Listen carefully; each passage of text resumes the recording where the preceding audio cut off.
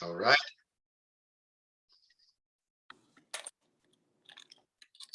Hello, everyone. Hello once again. We already had an opportunity to some of you already to say hi before we started recording. And it's true, our pleasure to see you. Yes, great seeing you all. Even though it's now on Zoom, but many of you will see in a little bit more than a week at this wonderful performance on Lviv Philharmonic Orchestra.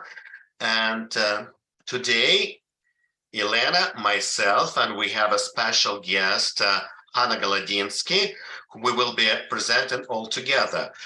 Not to interrupt, just a few words also about Hanna. Hanna is a former Ukrainian Kiev opera singer, soloist, and many of you have seen her because she's our dear friend, and she and her husband, they sing with us on the High Holiday Choir. You hear her quite often singing the solo. That's who you can see now that close to you. So we are friends already for a long time, and Hanna is a specialist on Ukrainian music. She might will say a few words about herself, but she will teach us about classical Ukrainian music. I will teach you about like history of Western Ukraine and Lviv particular. And Elena will start with Elena about actually Lviv Philharmonic that we will be listening together in less than a week. So great seeing you all once again. We're going to open with a segment that was filmed in April of last year. And this is a segment where Lev Schreiber, who is one of the Hollywood celebrities, and he's now working to help Ukrainian community with his charitable work, and he filmed this segment in Lviv when he visited the Philharmonic. So we're going to start from that.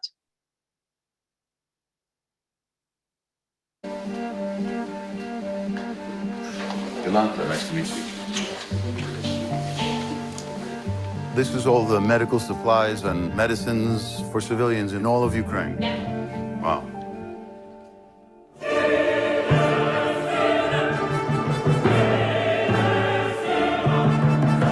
Тут в залі, тут у фоє в нас великий гуманітарний штаб. Ми тут займаємось збором ліків і передачею їх на фронт. Але тут на сцені ми робимо музику. І зараз робимо цей реквієм Моцарт. Пам'яті героїв.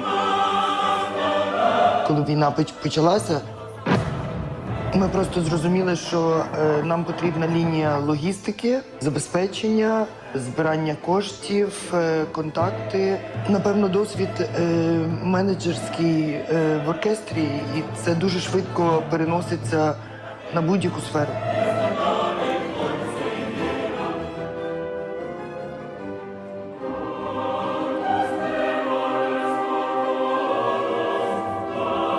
Приїжджає груз, то оркестр зупиняється в музиці, розгружає груз.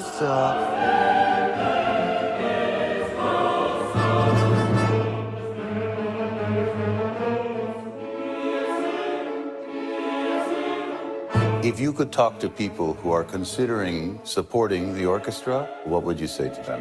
Ну, я точно вже після війни їх не буду переконувати. Я просто єдине можу сказати, щоб вони берегли кожну хвилину свого життя.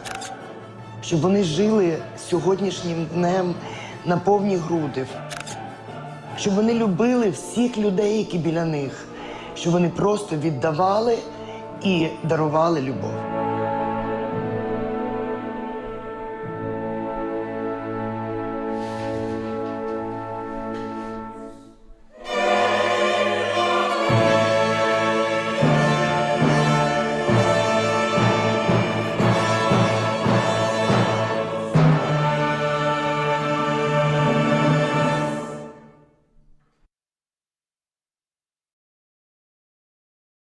Quite a powerful introduction to our session.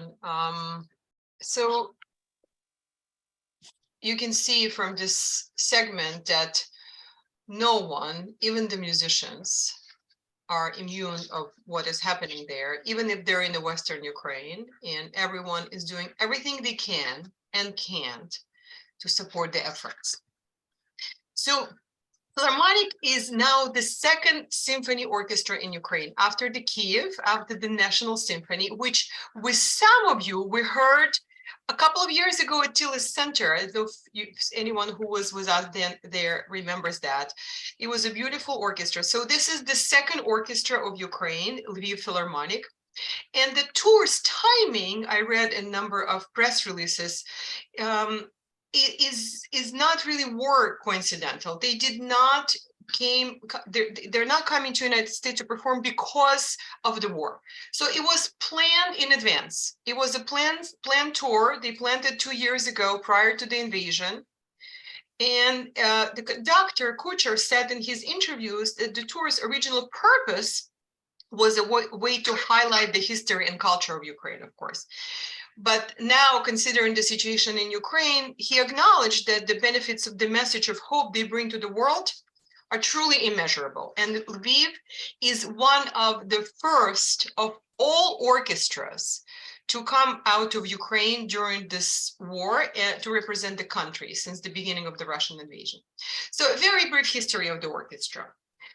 It was established in 1902, in the beginning of the 20th century. And in its very first season, they played 115 concerts. I don't know if how it is even possible to play 115 concerts. Every other day. Every other day, I guess. And the total number of audience members in that first year when it was established was 115,000 people. So Lviv was hungry for culture. It was hungry for classical music. And of course, the concerts featured all the classical composers we know, Beethoven, Mendelssohn, Mozart. So it was a full-sized orchestra.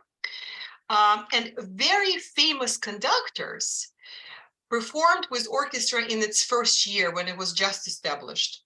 Richard Strauss, Gustav Mahler, and Reggio Leoncavallo. And immediately by coming and playing with the orchestra and conducting it in its first year, it raised the profile of the group. It became a well-established European full-size orchestra. In 1933, the orchestra was named the National Philharmonic Orchestra of Ukraine, and it kept this title until 1938. And Sergei will go into the history of that region, and it'll give you a little more of a explanation of why it happened that way. So from 1933 to 1938, it was National Philharmonic Orchestra of Ukraine. And many wonderful composers collaborated with orchestra during those years. Maurice Ravel, Bela Bartok, Karol Szymanowski, and the soloists that play with Lviv Philharmonic were Anton Rubinstein, Leopold Godowsky, Yasha Milstein, and Eugene Isaïev, famous violinist. So it was just like a very, very well-established group. So, and when the Lviv entered the Soviet regime, the orchestra stayed intact until 1941, right? So from 1938, 39 on the cusp, right, till 1941. But in 1941, with the invasion of the Nazis, they did not operate. They stopped everything. So from 1941 to 1944, orchestra did not operate at all, and it was reestablished and resumed its work in August of 1944, when the city of Lviv was cleared of the Germans, of the Nazis. And since 1950, many of the greatest musicians performed with the orchestra. Richter, Sviatoslav Richter, Emil Gilels, Maria Yudina, David and Igor Oistrakh, Mstislav Rostropovich, Gidon Kremer, Leonid Koga, Natalia Gatman. Many of them were, Soviet Superstars. So that's right, superstars. So, and many famous conductors, of course, including Kurt Mazur played with Lviv many times. After 2 seasons of the orchestra's principal guest conductor, who is coming to conduct them here in the United States, Theodor Kucher was appointed the principal conductor of the orchestra, and he is leading the orchestra on its tour now. and they played all over the world. And we have a segment to share with you of the orchestra playing one of the most famous, I would say, melodies that we grew up with from Ukraine. Hannah will share more information about the About- composer, right. about the music, but we would like you to give an opportunity to hear Lviv The Philharmonic. orchestra Yeah. itself, so you can enjoy and appreciate the quality of that sound and performance.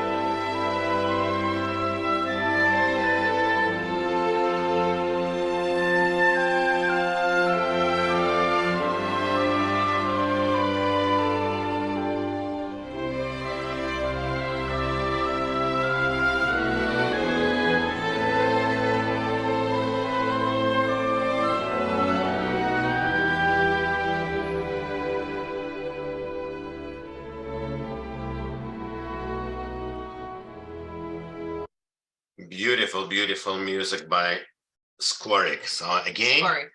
you will learn more about the Ukrainian wonderful composers later. And what we would like to share now with you, it's a little bit of history of Lviv.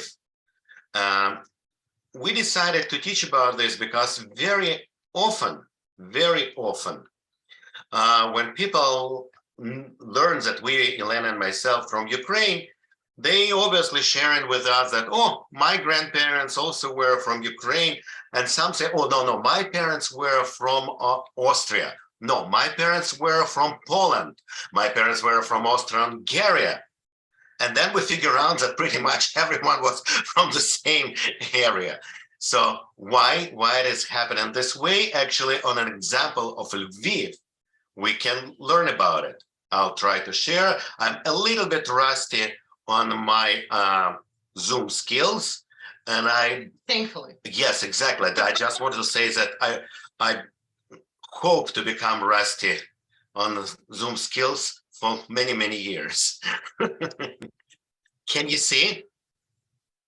Yeah. So let's show it like this slideshow. So it's going to be a little bit bigger. So Ukraine, I'll go a little bit back. With an area of 600,000 square kilometers, is the second largest country in Europe. Many, unfortunately, had now an opportunity to learn more about Ukraine. So it's, as I just mentioned, second largest country in Europe after European part of Russia. Twice the size of Italy, twice, and slightly smaller than the United States state of Texas. So that's how big Ukraine is. And Lviv lies 550 kilometers west of the Ukrainian capital. So the capital of Kiev right here, if you look at the map, can you see the map? Right? Just can you nod me so I can see that you guys actually with me? Hannah, I'm looking at you also. Yeah, thank you. So Kiev is right here, and Lviv is right here, very close to the border. Elena and myself came from a city of Dnipro, or it is used to be called Dnipropetrovsk, right here. On this particular map, this map already was created after 2014, after Russians already invaded this area of eastern Ukraine with Donetsk and Lugansk, and then also in a gray color, you can see the Crimea. So that was in 2014. For you just to understand the relevance, now the Russian army is about here. Kherson was freed, as you know, many of you know, not long time ago, but up till here, approximately, very approximately, now it's still under Russian occupation. So our hometown, Dnipro, is very, very close. Now, Lviv. This distance from Kiev to Lviv is about 550 kilometers. Kiev is, as you can see, is the heart of Ukraine, but Lviv always was called the soul of Ukraine. Lviv and the wider eastern Ukrainian Galicia region, today it's Lviv, Ivano-Frankivsk, and Ternopil, they played a central role in the Ukrainian nation-building process since the second half of 19th century. And the city has long been both the place where people most strongly identify with Ukraine. Since even before the Soviet time, it's always was very strong Ukrainian identification. Surprisingly, or actually not surprisingly, it is a multicultural hub. You only have to look at many languages in which the city has a name. Lvov in Polish or Russian, Lemberg in German, and Leopolis in Greek. It's never been under Greeks, but I'll tell you later, and it's on our first picture, why it's called Leopolis, also used to be called Leopolis. Lviv's cultural, political, economic development is firmly embedded in European history. Not affiliated with Russia, with Soviet Union, but strongly with European history. The city of Leo, with many names and variation on a theme. The city of Leo was founded in 1256, mid-13th century, by King Daniel of Galicia and Volhynia, a descendant of the rulers of Kievan Rus, built a fortress for his son, his heir, Leo, and he situated it beside an old settlement on the site of contemporary Lviv. And for the first 100 years, the city was ruled by Daniel and his successors. And from 1349, it became part of Poland. So it's mid already 14th century. The town was seized briefly by the Cossacks 300 years later. So for 300 years, it was a Polish city. It was seized by Cossacks in 1648, and then by Swedes in 1704. But, and I'll show now the old postcard of Lvov or Lemberg at this time. Why? Because in 1772, it was annexed from Poland by Austria, or rather it has been given to Austria on the first partition of Poland. Again, it's the end of 18th century, 1772. And under Austrian rule, it remained until the First World War. So from 1772 till 1914, for a century and a half, it was under Austria, or as I just mentioned before, some of your relatives came from Austrian-Hungarian Empire. That was an Austrian-Hungarian Empire.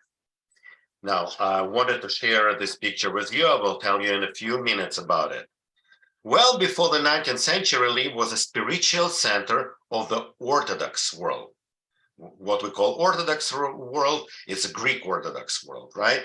Between the 15th and 18th centuries, it was a seat of influential Orthodox brotherhood and home of Ivan Fedorov. Yes, the first printer of the Church Slavonic Bible actually was in Lviv.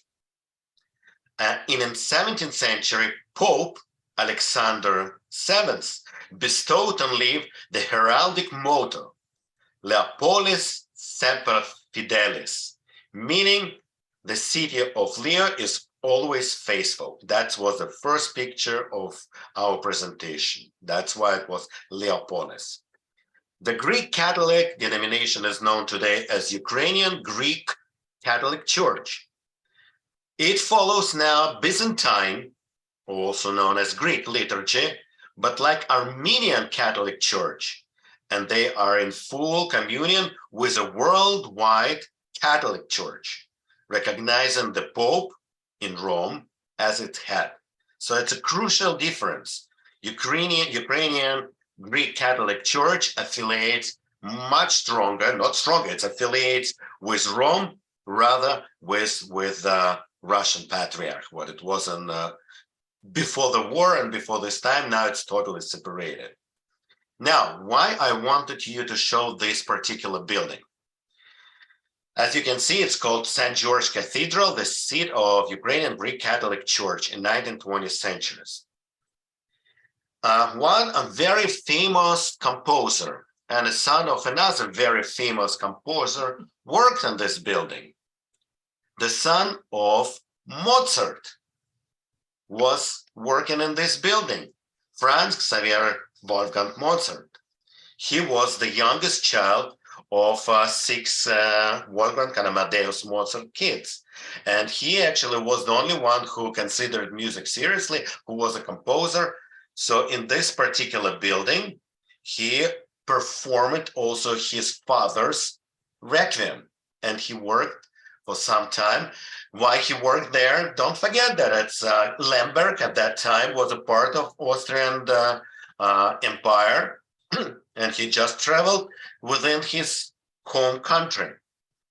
So Lviv can consider also Mozart as the composer, local composer. On the eve of the First World War, Lviv had 206,000 inhabitants, half of whom were Polish Roman Catholics, and was very significant number of Jewish population. Almost 30% of Lviv were Jews. Indeed, Lviv was one of the centers of Jewish life. And it's interesting, I didn't know this, it hosted a progressive synagogue, a Reform synagogue. And I found it that it was Eastern Europe's first Reformed temple. I actually thought that Odessa had, because when we were Odessa, they told us that it was the first Reform. But it's okay, we'll take both answers, Odessa and Lviv as the first Reformed temples in Eastern Europe. Unfortunately, and for obvious reason, it was destroyed in 1941 by Nazis, as well as sadly many Orthodox and predominantly Hasidic synagogues. After the collapse of Austria-Hungary, Ukrainian soldiers took control of Lviv on November 1, 1918, making it the capital of newly proclaimed Western Ukrainian People's Republic. So it was the Western Ukrainian People's Republic. But they were driven out 3 weeks later by Polish troops, who immediately started a pogrom against the Jewish population. They had someone to blame. The Ukrainians became immediately unwilling citizens of Second Polish Republic. Between 14 and 1944, the city changed hands 7 times. Within 35 years, 7 times they changed the hands. Lviv was the pictures that so it's not that gloom. I'm showing you now the picture of Odessa Opera Theater. These pictures, actually it resembles Odessa Opera Theater. This is Lviv. Yeah, it is. Opera What did I say? Odessa. Oh, It's okay. suddenly It's it okay. was. Yeah, obviously it's Lviv. Yeah. So Lviv was seized by Soviet Union in 1939, as many of you know, as a part of Molotov-Ribbentrop Pact, German-Soviet non-aggression pact, which divided Eastern Europe, and that's the map, into German and Soviet spheres of influence. So you can see this green area, that's the area that was seized by Soviet Union, including Estonia, including Latvia, including Lithuania, where God willing, we will be traveling with you in July, right? We still didn't advertise it, but there is a trip already scheduled, depart on July 27, we'll advertise more, to Estonia, Latvia, and Lithuania. But this part of Poland at that time, with Lviv, it's here it says Lvov at this time, Rivne, Pinsk, Bialystok, that's all was taken by Russians in 1939. And Warsaw, Lublin, Krakow, Łódź was taken by Germans. So that's how the Poland was divided. So in the Second World War, Lviv was first occupied by Soviet troops and then by German Wehrmacht, which murdered the city's, obviously, as many of you know, all Jewish population. After German occupation, it was again annexed by Soviets in 1945. After the Soviet Union expelled the region Polish inhabitants, that's what they did to Poles also, many Ukrainians moved into city and it became an overwhelming majority. It became a center of Ukrainian dissident movement. In 1991, they finally was able to celebrate Ukrainian independence. The city has maintained its reputation as a place where people most strongly, as I mentioned in the beginning, identified with the Ukrainian nation. And since 1998, the historic center has been listed as a UNESCO World Heritage Site for its architecture, left largely and remarkably untouched by 2 world wars. So that's how the part of the old Lviv looked like. It's like really amazing how it was preserved. And it boasts Gothic, Renaissance, Baroque influences with Classicism, Art Nouveau, Art Deco, and obviously an outskirts of Lviv. It's also, I decided not to show you, the Soviet brutalism, right? So in contrast to Kiev, Lviv is less of a bridge between Eastern and Western Europe. Some of you traveled with us to Kiev. And God willing, we'll go back to Ukraine as soon as it's liberated and the war ended. And this time we're definitely gonna go to Lviv. I think it was not that it was a mistake, which as you know, it was 550 kilometers and it's way closer to Poland and to our route, but we'll definitely go there. So as I just mentioned, unlike Kiev, Lviv is a bridge more than with the Central Europe that it's was ever aligned with Soviet Union. So that's a brief history of Lviv on Western Ukraine. And now I'm ready to pass a baton to Hannah, whom I introduced in the beginning. And Hannah will teach us about the Ukrainian music. And we're all looking forward. Hannah? It's a big honor for me, first of all, to be invited to such a beautiful meeting event, let's say, too. I grew up in Ukraine. I was born in Ukraine. I immigrated to United States in 2005. We actually came with the music mission tour with the Kiev Symphony Orchestra Choir, and I was a soloist for 5 years prior our tours to the United States. I graduated from the music college from the city of Kirovograd. It's an essential part of Ukraine. And later I graduated from the National Music Academy of Ukraine in Kiev. And I studied with the opera star of the Ukraine, Diana Petronenko. I graduated as an opera chamber performer. So I'm professional opera in short. It's really, really great honor. Thank you so much, Cantors, Sergey and Elena. I we have a really, really good long years of beautiful music making together. And it's a very, very big honor for me to do a different something to speak about our music and history of Ukraine. So let's start a little bit from the scratch. We Ukrainians, we love sing. We love to sing. We sing, and Ukrainians will always sing. This is what we are. Therefore, it's not surprising that Ukraine has given to the world so many great composers, singers, musicians, instrumentalists, that we all know our beautiful, beautiful and legendary Ukrainian Shadrik, Carol of the Bells, that become the Christmas hymn of the planet. Can we listen a little bit to our Shadrik?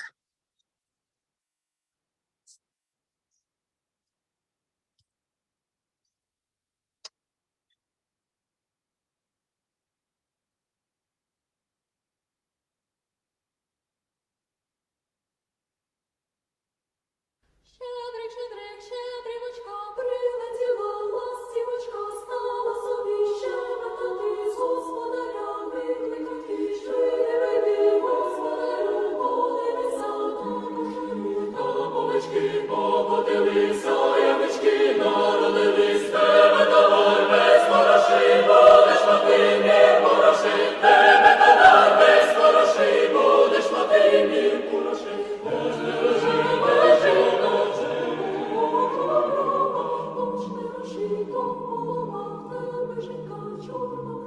Щедрик, щедрик, щедрівочка, прилетіла ластівочка, стала собі щебетати, з господаря викликати. Щедрий господарю, подивися до кошарі. Там овечки покотилися, ямички народились, тебе товар без грошей, будеш мати мір грошей, тебе товар без грошей, будеш мати мір грошей.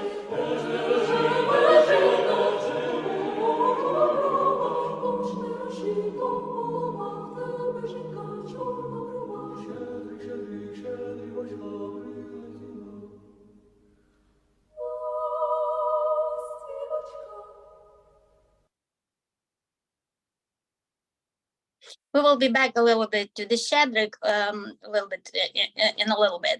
So just to go in the beginning of the foundation of Ukrainian culture, the oldest examples of music known today come from the Middle Ages. It's really, really old times.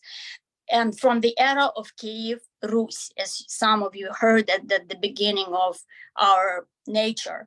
At that time, music making was developing in three directions. So obviously it was a folk music that was created by people like us, just people, folk music, which was created by people of the land and forest, if you would say it correctly. The music of princely courts, which was composed by bards. So it's the street musicians, people just were playing instruments and creating tunes. They also called them musicians, actors. And of course, church music, what was the major field, it's religion, which was part of the divine services. The tradition of church choral singing came to Kiev Rus from Byzantium. Sergei mentioned Byzantium in the beginning, and at that time performed the function of academic music. So it's already started building up as the professional form of the specifically church music. Special singing schools operated at churches and monasteries. Musical works were recorded with a special notation, so they didn't have notes. They didn't have music scores as we know them now.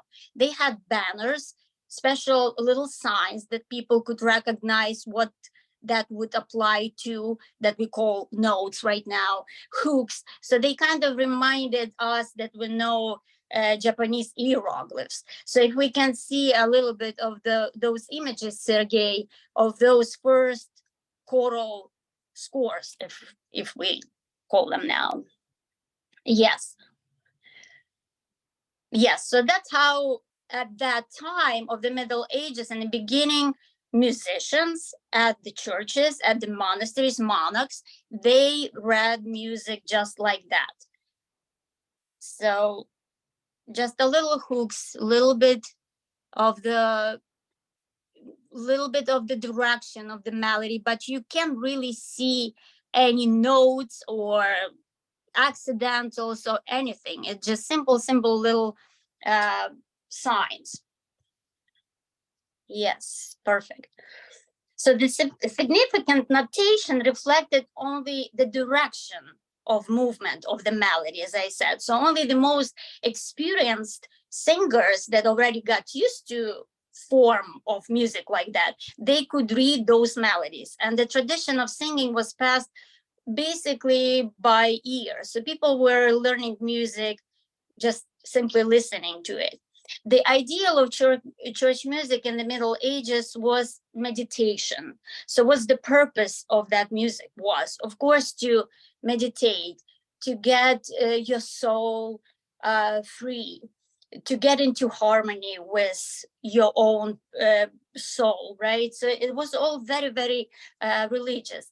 And this type of singing, the so-called monody, they call this monody, prevailed in Ukrainian church music for more than 500 years, for a long time. It lasted from the 10th to the 17th century, only in that type of form, until the lush polyphonic Baroque exploded. So I would say the beginning of real professional form of the music in Ukraine started from the 17th century. And if Gregorian chants, if some of you may be familiar with those names of Gregorian chants, form of singing, well known to the general public, the Ukrainian monody, still those just single melodies, they started reappearing in the Kiev-Pechersk Lavra. This is the main, our monastery and main church located in capital of Ukraine, in Kiev, where all of the tradition of the real Baroque choral style started reappearing. And even now, we don't know so much hidden inside those walls that we're still waiting to be discovered. It's so much history inside those walls of the traditional classical music of Ukraine we still don't know about. So the Baroque era in Ukraine is the time of the formation of the Ukrainian Cossack. Also, Sergei mentioned Ukrainian Cossacks. And can we see the picture of the Ukrainian Cossack here? Yes, so they loved playing on this instrument that we called kobza. It's kind of like a ukulele guitar. That's what people used to play and accompany themselves, especially very popular instrument among Ukrainian Cossacks. And the period, it was a period of a flourishing of Ukrainian art, when music, literature, architecture started just blossoming from the 17th century. And this is also the era of course, destructive wars, which ultimately led to the fall of Cossacks, Ukrainian Cossacks, and its transformation into a province. We became a province of the Russian Empire. The dramatic spirit of the Baroque era is the spirit of monumental spiritual impulses. And at the same time, it was huge awareness of the illusory and futility of all earthly achievements. It's also resonated as accurately as possible with the realities of this difficult, turbulent history of Ukraine at that time. And if in Western Europe, Baroque, for example, lasted for several decades, and then they moved on. In Ukraine, this era of Baroque stretched for the almost 200 years. We're kind of like stuck with the Baroque style. 17th, 18th century. and it had a decisive influence on the formation of modern Ukrainian self-awareness. So 17th, 18th century, we stuck with the Baroque. In the field of professional and musical culture, choral church singing continues to occupy. So it was all based on church. However, significant changes took place here as well. After centuries of dominance of, as I mentioned before, it was all about meditation music, monophonic monody. The Baroque era revolutionized and offered the world lush, finally polyphony. Partesny choral singing, we moved to that genre reappearing in Ukraine, which developed into unique Ukrainian tradition. It was one part partes concert. So put first so much, it was so much prayerful and meditative aspects inside this music that they wrote choral scores, not like we sing right now. We have soprano, alto, tenor, bass. They had 8, 16, 24 parts at the same time singing together. And it was no music score. It was no notes. So conductors, as Sergei, for example, he must sing with people because they were not professionals. It was also, let's say, people who just came to church, love singing, they wanted some spiritual healing, and they were just following the conductors who knew every, let's say, 24 parts choir.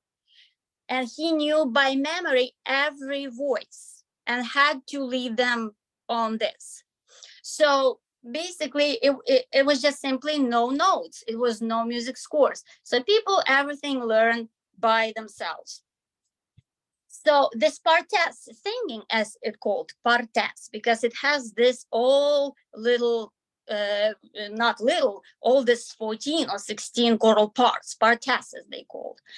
This type of polyphonic, the leading conductors, as I said, they were joining the choir. It was really, really important. And basically, it was the symphony of Ukrainians because they didn't use any instruments. Instruments were prohibited in Orthodox Ukrainian church back in 17th, 18th century. So choir, that was the symphony. That's why they had to probably write so many voices to create this nice full sound. So the hundreds of compositions of Ukrainian partes music of Baroque era that have come down to us are anonymous. We don't know who wrote that music till now because they had to stay in the shadow. This music was written for the glory of God. They couldn't say, I wrote this.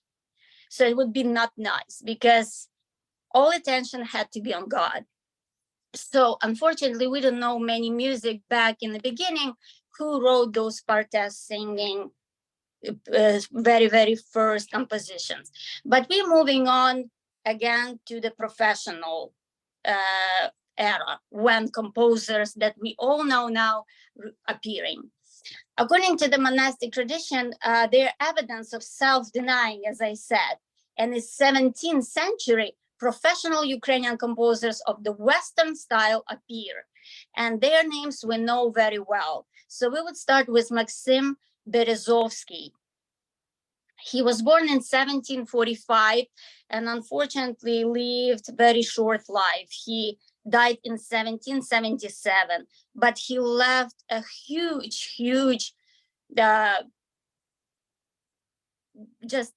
jewels of classical Ukrainian choral music examples. The second very also famous composer in that genre was Dmytro Bortnyansky. But Dmytro Bortnyansky was born in 1751 and lived until 18th century, 1825.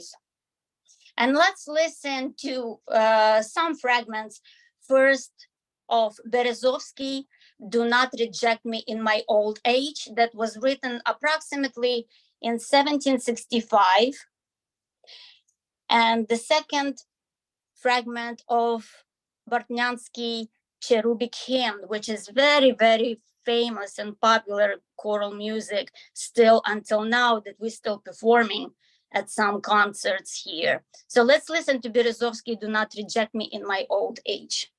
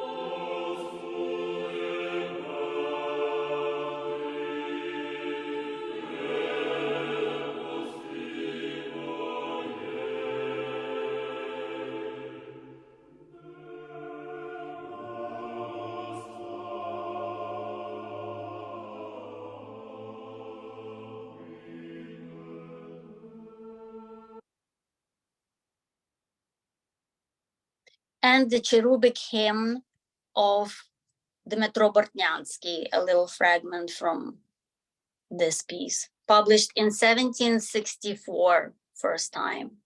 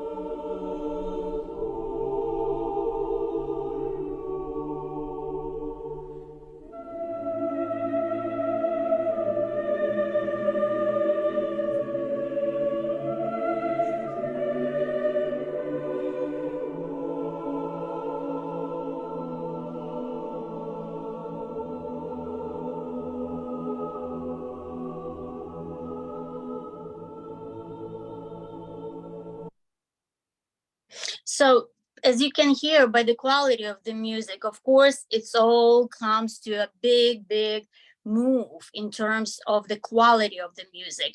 So that's why Bartnyansky and Berezovsky, they were very highly musically educated composers and recognized in Italy, for example, the music fashion at that time.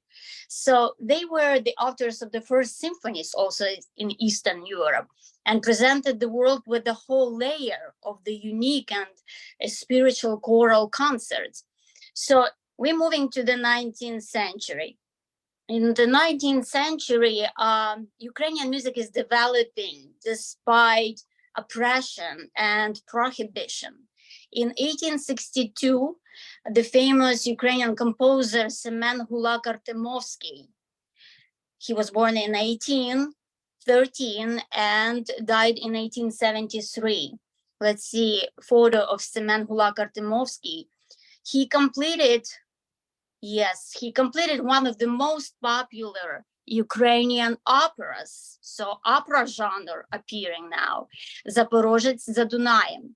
Singing in this opera, I know this from my own experience, singing in the, I was the soloist at the National Opera House in Kiev. This is music that any Ukrainian not only professional singer or musician would love to sing. This is type of music you would sing at the table, at the family gatherings, and sing. So opera were created based on all these folk tunes with the easy for understanding stories, right? About love, about tragic love. So people loved coming there, watching as a movie, right? Because they don't have TVs, they don't have radios or anything. So it was all part of the normal everyday life. Like Sergei mentioned, the Lviv Symphony Orchestra, how many concerts they presented? 150 concerts. So that's what people did. Yes, exactly. So singing in this opera organically combines features of Ukrainian folk songs, romantic household romance, as I mentioned, Italian virtuoso, bel canto genre, vocal technique. So it was really simple content, but on a top level performance. So the date of the premiere was April 14, 1863. And actually from that day, the researchers call it as a birthday of the Ukrainian opera. So this is when our opera, Ukrainian opera, started its journey. So let's listen to a little recording of a fragment of this opera performed by famous Ukrainian singer Anatoly Solovyanenko.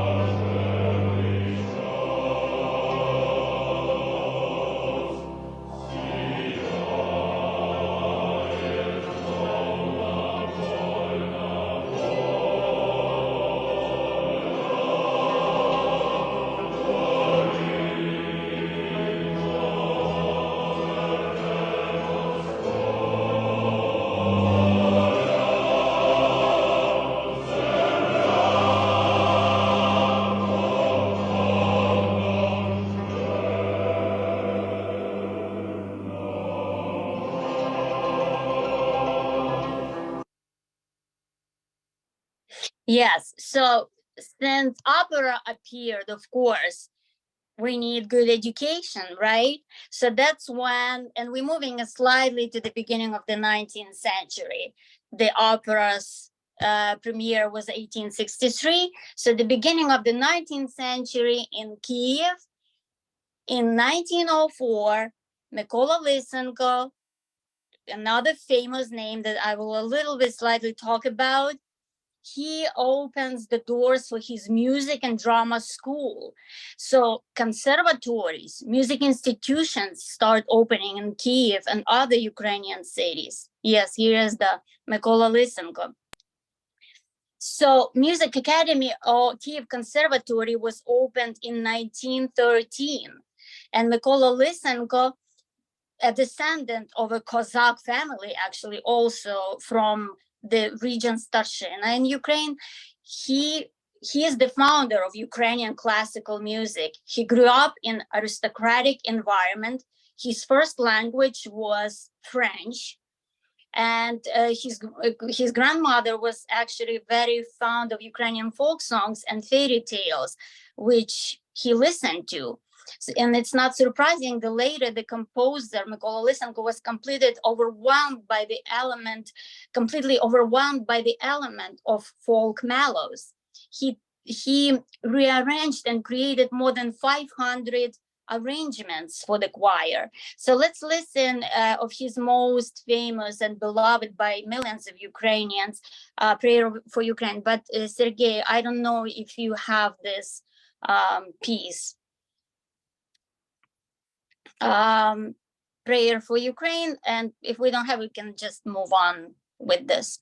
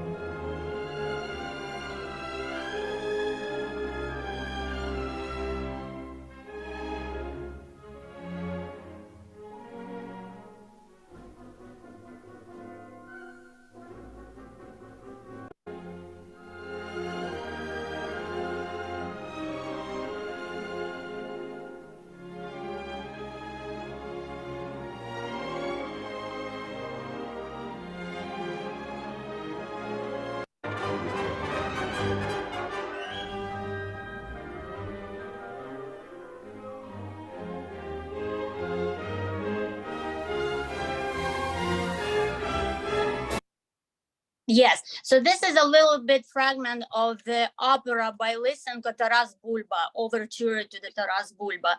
And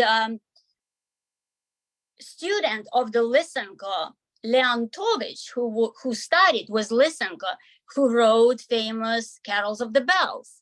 So here's Leontovich that is starting his career in Kiev and Kiev Conservatory. And I will be back a little bit to Lysenko also. Yes, let's see the, yes, Leontovich. So it was so much music rearranged and written. So Lysenko also wrote 86 choral pieces, cantatas, solos, romances based on the legendary Ukrainian poet poems of Taras Shevchenko. Let's show Taras Shevchenko, who is the legendary and the symbol of Ukrainian poetry. That Lysenko wrote 86 compositions only based on the lyrics and poetry of Taras Shevchenko. So we're moving now to the 20th century, and graduates of the Kiev Conservatory, Boris Lyatoshinsky, Levko Revutsky, they create, yes, here's the Boris Lyatoshinsky. He creates a powerful new canon in Ukrainian classical music and in the west of Ukraine, in the Austro-Hungarian Empire. The fresh creative impulse is realized by Stanislav Lutkevich also. So another famous composer. Let's listen a little fragment from the Stanislav Lutkevich's Ukrainian Barcarola.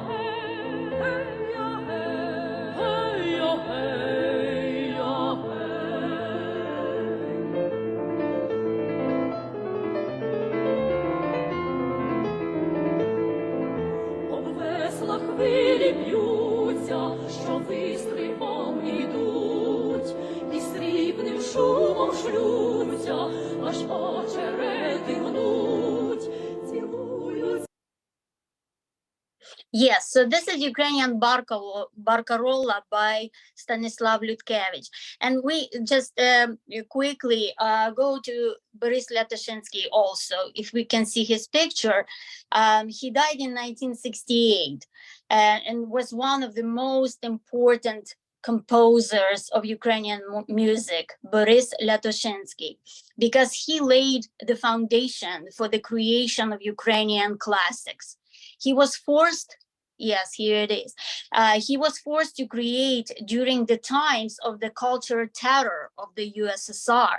And he suffered badly from the fears of criticism from back then party of USSR red composers, that he managed to set the trend for modernism in Ukrainian music. He tried to do a different way to escape this stigma to write music same way as everybody else had to, and he managed to set trend for special different Ukrainian music style. He raised the generation of the musical 60s, they called back then, and they called this group Kiev Avant-Garde. Let's listen a little fragment from his festive overture.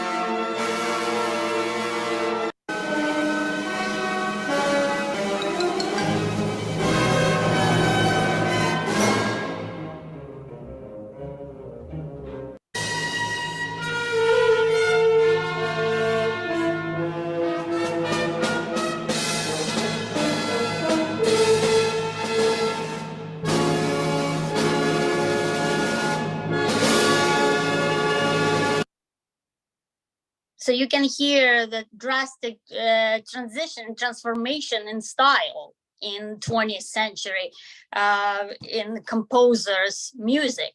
So even despite the Stalinist terror at that time and it was a mandatory requirement to write music in specific style of socialist realism, understandable to masses. So everybody would listen the same kind of tune. Ukrainian composers of the first half of the 20th century created a new school of modern music. And their students continued these efforts in the ultra-modern Kiev avant-garde style. And the most famous composers of that groups was, of course, as we know, Valentin Silvestrov. I was born in 1937. Let's show Valentin Silvestrov's photo. And listen to a fragment of his piece, Kitsch Music. And you will see how style is changing.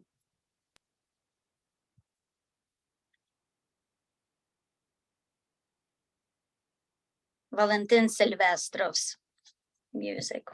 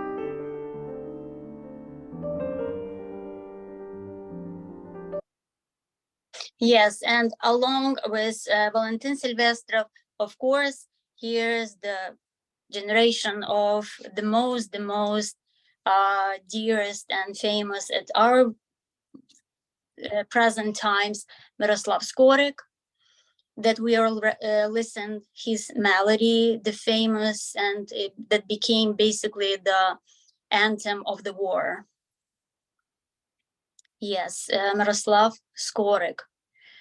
And Yevhen Stankovich, born in 1942 and still making music. And let's listen to Yevhen Stankovich, Ukrainian poem.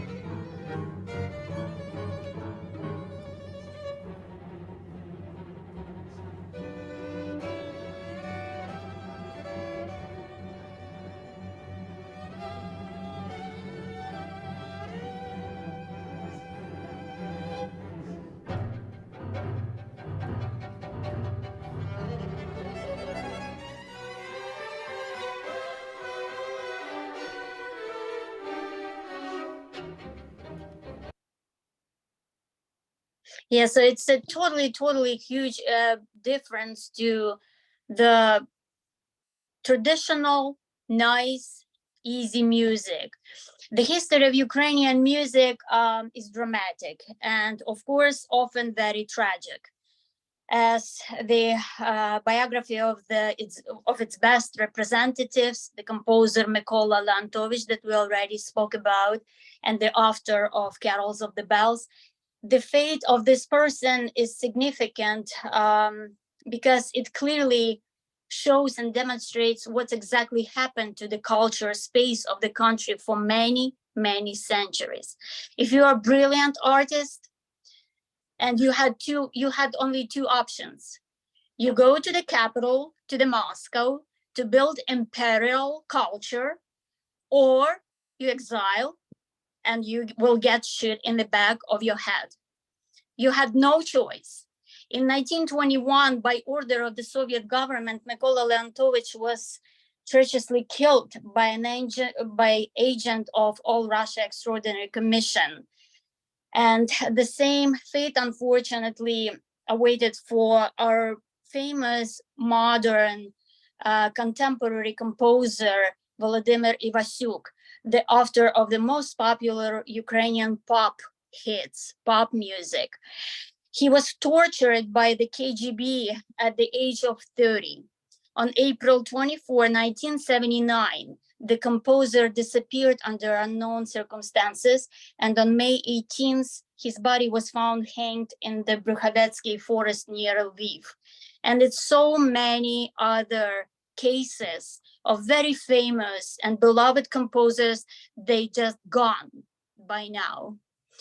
So to conclude, in the USSR, on the conditions of totalitarian control over culture, the works of the most famous Ukrainian composers of the 20th century were often banned or simply not performed. And therefore, the rich tradition of Ukrainian academic music of that period was practically unknown. So I would say this is the beginning of discovering so much more.